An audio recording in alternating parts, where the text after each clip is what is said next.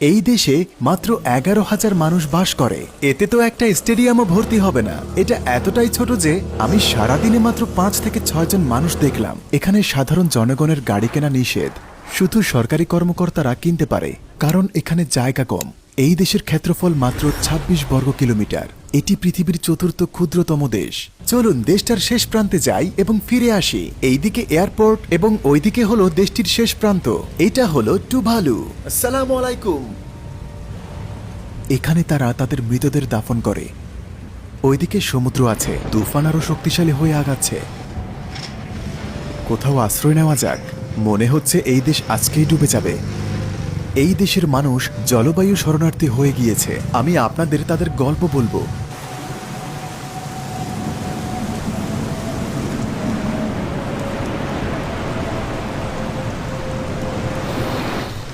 কি খবর? আপনি এক পাশে ছোট হ্রদ দেখতে পাবেন এবং অন্য পাশে দেখতে পাবেন সাগর। এটি এই দেশের প্রস্থ, পুরো দেশের সবচেয়ে সংকীর্ণ জায়গা। এইটুকুই মাত্র। মাঝে মাঝে বৃষ্টির কারণে এবং সাগরের উচ্চতা বাড়ার কারণে জায়গাটা ডুবে যায়। আমি এক কদমেই দেশটি পার হয়ে গিয়েছি।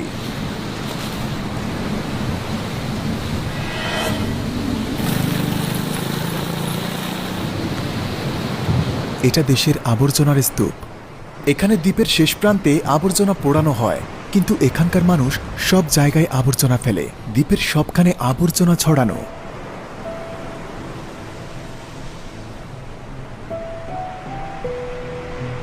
আমরা দেশের শেষ প্রান্তে এসে পৌঁছেছি। এটা এই দেশের শেষ বাড়ি।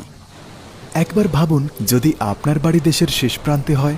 আমি দেশের শেষ প্রান্তে থাকি, তুমি আমাকে সেখানেই পাবে। এই রাস্তা দিয়ে দেশের শেষ প্রান্ত বিন্দুতে পৌঁছানো যায়। তো এইভাবে আমরা দেশের শেষ প্রান্ত বিন্দুতে পৌঁছে গেলাম। দেশের এক পাশের শেষ বিন্দুতে পৌঁছালাম। তো চলুন এবার দেশটির অন্য পাশের শেষ বিন্দুর দিকে যাওয়া যাক।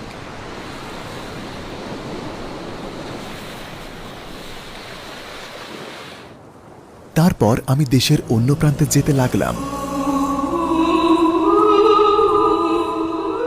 ভিডিওটা দেখুন একবার। আমি এখন দেশের শেষ প্রান্তে আছি।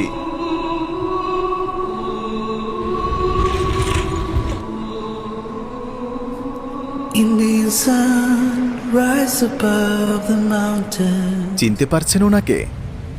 2021 সালে আমরা ডুবে যাচ্ছি, বাকিরাও ডুবে যাচ্ছে। পরিবহন, শক্তি, যোগাযোগ এবং উদ্ভাবন মন্ত্রী সাইমন ঠিক এই জায়গায় দাঁড়িয়ে তিনি সেই সময় পৃথিবীর উদ্দেশ্যে তার ভাষণ দিয়েছিলেন। তিনি বলেছিলেন, দেখুন আমাদের দেশ ডুবে যাচ্ছে। তিনি হলেন টুভালুর সবচেয়ে বিখ্যাত ব্যক্তি।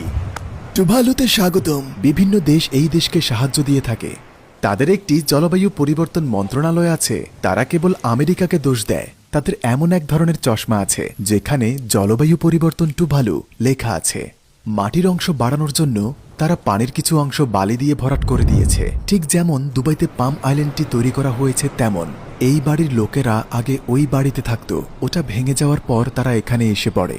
তাদের বাড়িগুলো ঝুঁকিতে আছে, তাদের ভবিষ্যৎ ঝুঁকিতে আছে। তারা তাদেরকে টাকা দেয়। তাদেরকে ঘরবাড়ি তৈরি করার জন্য আমরা তাদেরকে জিনিসপত্র সরবরাহ করে থাকি। এখান থেকে তারা যেতে চায় না, যদিও তাদের সুযোগ আছে। অস্ট্রেলিয়া তাদেরকে ভূমি দিয়েছে। আপনি কি আপনার বাড়ি হারানোর ভয় করেন? হ্যাঁ, এখানে থাকা এবং সেটা অনুভব করা সত্যিই খুব ভয়ের। ধারণা করা হয় আজ থেকে 30 কিংবা 40 বছর পরে এই জায়গাটা ডুবে যেতে পারে।